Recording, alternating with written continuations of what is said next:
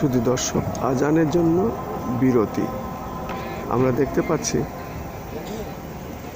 Doctor জোবেইদা Rahman, Tarique Rahman, Zaima Rahman পাশাপাশি, এবং মির্জা ফখরুল ইসলাম আলমগীর সাহেব ও আসিফ নজরুল পাশাপাশি।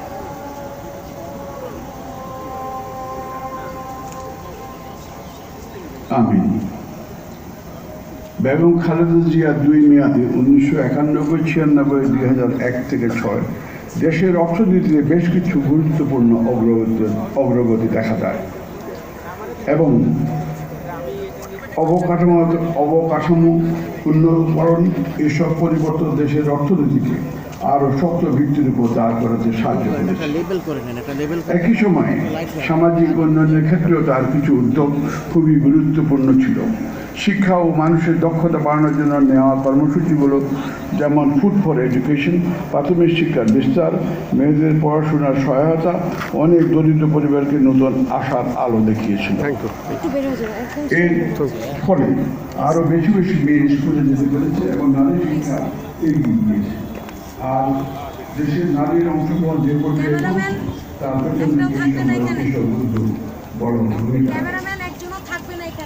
একজন রাষ্ট্রনায়ক আমরা মোটামুটি তারেক রহমান আর যারা সবকিছুই আমরা এখন মোটামুটি আস্তে আস্তে ইয়ে হয়ে যাচ্ছে, হয়তো বা আর কিছুক্ষণ অবস্থানটা ইয়ে হবে, আমরা দেখতে পাচ্ছি। বেগম খালেদা জিয়া রাজনীতির সঙ্গে তার সম্পর্ক কঠিন গুরুত্বপূর্ণ অধ্যায়গুলোর সূচনা করেছিল। দেশ রাজনীতির সঙ্গে তার সম্পর্ক সবসময় গুরুত্বপূর্ণ ছিল।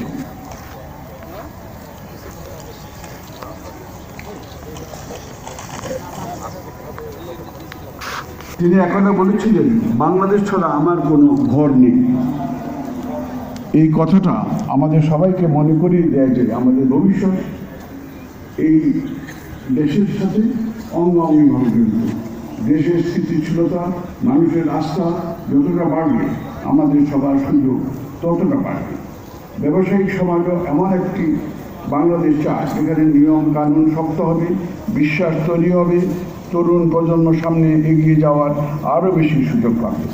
বিদেশের জাতীয় সম্পদ পাচারের প্রবণতা ধরার এবং দেখানোর চেষ্টা করছি। আজ আমরা বেগম খালেদা জিয়াকে স্মরণ করছি।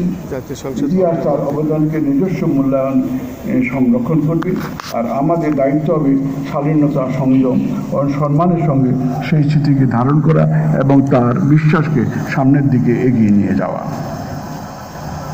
পরিশেষে আমরা সবাই দোয়া করি আল্লাহ সুবহানাহু ওয়া তাআলা যেন বেগম খালেদা জিয়াকে তার অসীম রহমতে বেহেশতের উচ্চ দরজায় অধিষ্ঠিত করেন এবং তার পরিবার পরিজনকে এই শোকের সময় ধৈর্য ধারণ করার সাহায্য করেন।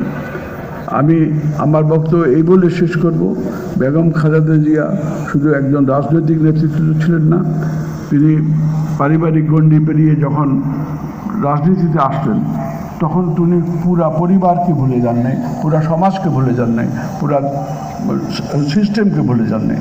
সেখানে একটা নতুন দিগন্ত তিনি তৈরি করেছিলেন এবং সেগুলো তার পরবর্তী পর্যায়ে আমার মনে হয় তার উত্তরসূরিরা সেই দিকে এগিয়ে যাবে। আমরা আশা করি বেগম খালেদা জিয়া শান্তিতে বসবাস করবেন, আল্লাহর রহমতে, আল্লাহর ছায়ায় তাকে আল্লাহর জান্নাতবাসী করুন। আমিন।